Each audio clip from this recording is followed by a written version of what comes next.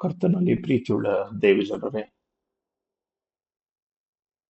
ಯೇಸು ಕ್ರಿಸ್ತನ ಪರಿಶುದ್ಧವಾದಂತಹ ನಾಮದಲ್ಲಿ ತಮ್ಮೆಲ್ಲರಿಗೂ ವಂದನೆಗಳನ್ನ ತಿಳಿಸುವಂತವನಾಗಿರುತ್ತೇನೆ. ತಂದೆಯಾದ ದೇವರಿಗೆ ಸ್ತೋತ್ರ ಸಲ್ಲಿಸುವಂಥದ್ದು ನಮ್ಮ ಆದ್ಯ ಕರ್ತವ್ಯ. ಮತ್ತೊಂದು ಹೊಸ ದಿವಸ, ಮತ್ತೊಂದು ಹೊಸ ವಾರದ ಪ್ರಾರಂಭವನ್ನ ನೋಡುವಂತೆ ದೇವರು ತಾನೇ ತನ್ನ ಕೃಪೆಯಿಂದಲೂ ತನ್ನ ಪ್ರೀತಿಯಿಂದಲೂ ನಮ್ಮನ್ನು ತುಂಬಿಸಿ ನಡೆಸಿದ್ದಾನೆ. ಹೊಸ ವಾರವನ್ನ ಪ್ರಾರಂಭಿಸುವ ಹಾಗೆ ದೇವರ ವಾಕ್ಯದ ಧ್ಯಾನಕ್ಕಾಗಿ ಯೇಸುವು ನಮ್ಮ ಹೆಸರನ್ನ ಬಲ್ಲಾತನಾಗಿದ್ದಾನೆ. ಯೇಸು ಕ್ರಿಸ್ತನು ನಮ್ಮನ್ನ ನಮ್ಮ ಹೆಸರಿನಿಂದ ಗುರುತಿಸುತ್ತಾನೆ ಎನ್ನುವುದರ ಕುರಿತು ವಾಕ್ಯವನ್ನ ಧ್ಯಾನ ಮಾಡಲಿಕ್ಕಿದ್ದೇವೆ. ಈ ಲೋಕದ ಜೀವಿತದಲ್ಲಿ ನಾವು ಪರಿಗಣಿಸಲ್ಪಟ್ಟಂತ ಜನವಾಗದೆ ಹೋದರೂ, ಗುರುತಿಸಲ್ಪಡದ ಜನರಾಗಿದ್ದರು, ನಮ್ಮಲ್ಲಿ ಯಾವುದೇ ರೀತಿಯ ಆಡಂಬರ ವಿಜೃಂಭಣೆಯ ಜೀವಿತವಿಲ್ಲದ ಕಾರಣ ಜನರು ನಮ್ಮನ್ನ ಕಾಣದೆ, ಗುರುತಿಸದೆ, ಮರೆತು ಹೋದಂತ ಸ್ಥಿತಿಯಲ್ಲಿ ನಮ್ಮ ಜೀವಿತಗಳು ಇದ್ದರು. ಚಿಂತೆ ಇಲ್ಲ. ಪರದೈಸಿನ ಸಂಸ್ಥಾನದ ಒಡೆಯನು, ಇಹಲೋಕದ ಸೃಷ್ಟಿಕರ್ತನು, ನಮ್ಮನ್ನ ಸೃಷ್ಟಿಸಿದ ದೇವರು ಹೇಳುವುದೇನೆಂದರೆ, ನಾನು ನಿಮ್ಮನ್ನ ನಿಮ್ಮ ಹೆಸರಿನಿಂದ ಬಲ್ಲಾತನಾಗಿದ್ದೇನೆ. ಯೆಶಾಯನೆಂಬ ಪ್ರವಾದಿಯ ಮೂಲಕವಾಗಿ ದೇವರು ಈ ವಾಗ್ದಾನವನ್ನ ಇಸ್ರಾಯೇಲ್ ಜನರಿಗೆ ನೀಡುವಂತವನಾಗಿದ್ದಾನೆ. ಯೆಶಾಯನೆಂಬ ಪ್ರವಾದಿಯ ಗ್ರಂಥ 43ನೇ ಅಧ್ಯಾಯದ 1ನೇ ವಾಕ್ಯದಲ್ಲಿ ನಾವು ನೋಡ್ತೇವೆ, ಆದರೆ ಈಗ ಇಸ್ರಾಯೇಲನೇ, ನಿನ್ನನ್ನು ಸೃಷ್ಟಿಸಿದ ಕರ್ತನು, ನಿನ್ನನ್ನು ರೂಪಿಸಿದವನು ಹೇಳುವುದೇನೆಂದರೆ, ಭಯಪಡಬೇಡ, ನಾನು ನಿನ್ನನ್ನು ವಿಮೋಚಿಸಿದ್ದೇನೆ, ನಾನು ನಿನ್ನನ್ನ ಹೆಸರಿನಿಂದ ಕರೆದಿದ್ದೇನೆ, ನೀನು ನನ್ನವನಾಗಿದ್ದಿ ಎಂಬುದಾಗಿ. ಇಸ್ರಾಯೇಲ್ ಜನರಿಗೆ ಕೊಟ್ಟಂತೆ ಈ ವಾಗ್ದಾನ ಈ ಹೊತ್ತು ದೇವರನ್ನ ಆತುಕೊಂಡು ಜೀವಿಸುವ ನನಗೂ ಅನ್ವಯಿಸುವುದರಲ್ಲಿ ಯಾವ ಸಂದೇಹ ಇಲ್ಲ. ದೇವರು ನಮ್ಮನ್ನ ಸಂಖ್ಯೆಗಳಿಂದ ಗುರುತಿಸುವಂತವನಲ್ಲ, ನಮ್ಮ ಪಾಪಗಳಿಂದ ಗುರುತಿಸುವಂತವನಲ್ಲ, ನಮ್ಮ ಹೇಡಿತನದಿಂದ ಗುರುತಿಸುವವನಲ್ಲ, ನಮ್ಮ ಸಂಕುಚಿತ ಮನೋಭಾವನೆಯಿಂದ ಗುರುತಿಸುವವನಲ್ಲ, ದೇವರಿಂದ ಮರೆಯಾಗಿ ಹೋಗಬೇಕೆನ್ನುವಂತ ಆಲೋಚನೆ ಮಾಡುವ ವ್ಯಕ್ತಿಗತವಾದಂತ ಜೀವಿತದಿಂದ ನಮ್ಮನ್ನು ಗುರುತಿಸುವ ಆತನಲ್ಲ. ಆತನು ತನ್ನ ವಾಕ್ಯದಲ್ಲಿ ಹೇಳಿದ್ದು, ನಿನ್ನನ್ನ ನಿನ್ನ ಹೆಸರಿನಿಂದ ನಾನು ಕರೆಯುವಂತವನಾಗಿದ್ದೇನೆ ಎಂಬುದಾಗಿ. ಈ ಲೋಕದಲ್ಲಿ ಮನುಷ್ಯನಿಗೆ ಗುರುತು ಚೀಟಿ ಅಥವಾ ಅವನ ಕಾರ್ಖಾನೆಗಳಲ್ಲಿ, ಅವನ ಕಚೇರಿಗಳಲ್ಲಿ, ಅವನ ಕೆಲಸಗಳಲ್ಲಿ ಅವನ ಗುರುತಿನ ಸಂಖ್ಯೆ, ನಾವು ಎಂಪ್ಲಾಯಿ ID ಅಥವಾ ರೋಲ್ ನಂಬರ್ ಎಂಬುದಾಗಿ ಏನನ್ನ ದಾಖಲೆ ಮಾಡುತ್ತೇವೆ, ಸಂಖ್ಯೆಗಳಿಂದ ನಮ್ಮನ್ನ ಗುರುತಿಸುವಂಥದ್ದು. ಆದರೆ ದೇವರು ನಮ್ಮನ್ನ ಇಂತಹ ದಾಖಲೆಗಳಿಂದ, ಇಂತಹ ಸಂಖ್ಯಾ ಬಲದಿಂದ, ಸಂಖ್ಯೆಗಳಿಂದ ನಮ್ಮನ್ನು ಗುರುತಿಸದೆ ವೈಯಕ್ತಿಕವಾಗಿ ನಮ್ಮ ಪರಿಚಯವಿದ್ದು ನಮ್ಮನ್ನ ಸಂಪೂರ್ಣವಾಗಿ ತಿಳಿದುಕೊಂಡು ನಮ್ಮ ಜೀವಿತದ ಕಣಕಣಗಳಲ್ಲಿಯೂ ಆತನು ನಮ್ಮೊಡನೆ ಇದ್ದಾನೆ ಎನ್ನುವಂತ ದೃಢವಾದಂತ ದೃಷ್ಟಿಕೋನದಲ್ಲಿ ಆತನು ಹೇಳುವಂಥದ್ದು, ನಾನು ನಿನ್ನ ಹೆಸರಿನಿಂದಲೇ ಬಲ್ಲವನಾಗಿದ್ದೇನೆ ಎಂಬುದಾಗಿ. ಬಹುಶಃ ನಮ್ಮ ಜೀವಿತಗಳ ನೋವು, ನಮ್ಮ ಕಣ್ಣೀರು, ನಾವು ಪಡುವಂತ ಪ್ರಯಾಸ, ನಮ್ಮ ಆಲೋಚನೆಗಳು ಯಾರೂ ಕೂಡ ಕಂಡುಹಿಡಿಯುವುದಿಲ್ಲ, ಯಾರಿಗೂ ಗೊತ್ತಾಗುವುದಿಲ್ಲ. ಇದನ್ನ ನಮ್ಮನ್ನು ಹೊರತುಪಡಿಸಿ ಮತ್ಯಾರಿಗೂ ಕೂಡ ತಿಳಿಯುವುದಿಲ್ಲ ಎಂಬುದಾಗಿ ನಾವು ನೆನೆಸಿಕೊಳ್ಳುತ್ತೇವಷ್ಟೇ. ಆದರೆ ದೇವರ ವಾಕ್ಯದ ಪ್ರಕಾರ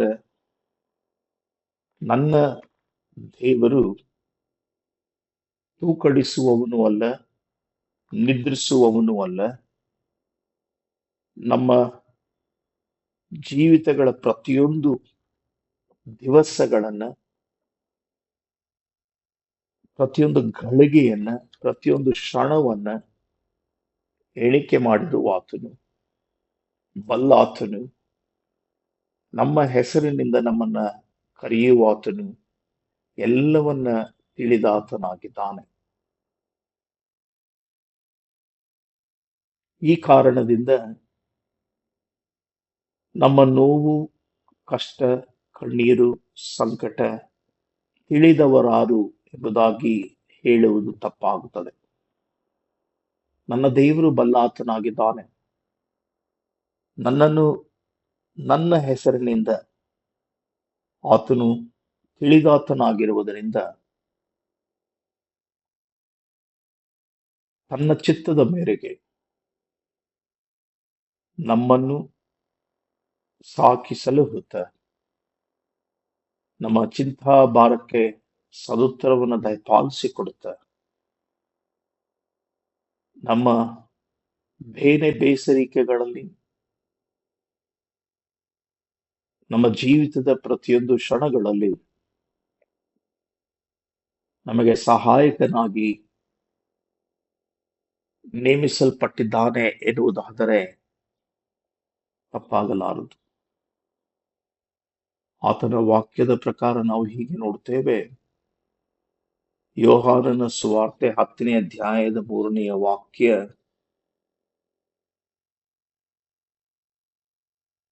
ಆ ಕುರಿಗಳ ಕುರುಬನು ಬಾಗಲು ಕಾಯುವವನು ಅವನಿಗೆ ಬಾಗಲನ್ನು ತೆರೆಯುತ್ತಾನೆ. ಕುರಿಗಳು ಅವನ ಸ್ವರಕ್ಕೆ ಕಿವಿಗೊಡುತ್ತವೆ. ಅವನು ಸ್ವಂತ ಕುರಿಗಳನ್ನು ಹೆಸರು ಹೇಳಿ ಕರೆದು ಹೊರಗೆ ಬಿಡುತ್ತಾನೆ. ಸ್ವಂತ ಕುರಿಗಳನ್ನೆಲ್ಲ ಹೊರಗೆ ಬಿಟ್ಟ ಮೇಲೆ ತಾನು ಅವುಗಳ ಮುಂದೆ ಹೋಗುತ್ತಾನೆ. ಕುರಿಗಳು ಅವನ ಸ್ವರವನ್ನ ತಿಳುಕೊಂಡು ಅವನ ಹಿಂದೆ ಹೋಗುತ್ತವೆ. ಬಹಳ ಶ್ರೇಷ್ಠವಾದಂತ ವಾಕ್ಯದ ಭಾಗ. ನಾನೇ ನನ್ನ ಕುರಿಗಳಿಗೆ ಕುರುಬನಾಗಿದ್ದೇನೆ. ಕುರಿಗಳ ಹಟ್ಟಿಯಲ್ಲಿ ಕಾಯುವವನು ಬಾಗಿಲನ್ನ ತೆರೆಯುವಾಗ ಕುರಿಗಳು ನನ್ನ ಸ್ವರವನ್ನ ಕೇಳುತ್ತವೆ. ನಾನು ನನ್ನ ಸ್ವಂತ ಕುರಿಗಳನ್ನ ಹೆಸರಿನಿಂದ ಕರೆಯುವಾಗ ಅವುಗಳು ನನ್ನೊಟ್ಟಿಗೆ ಬರುತ್ತವೆ. ಆ ಕುರಿಗಳನ್ನು ನಾನು ಹೊರಗಡೆ ಕರೆದುಕೊಂಡು ಬಂದು ಅವುಗಳ ಮುಂದೆ ನಾನು ಹೋಗುತ್ತೇನೆ. ಅವು ನನ್ನ ಸ್ವರಕ್ಕೆ ಕಿವಿಗೊಡುತ್ತವೆ.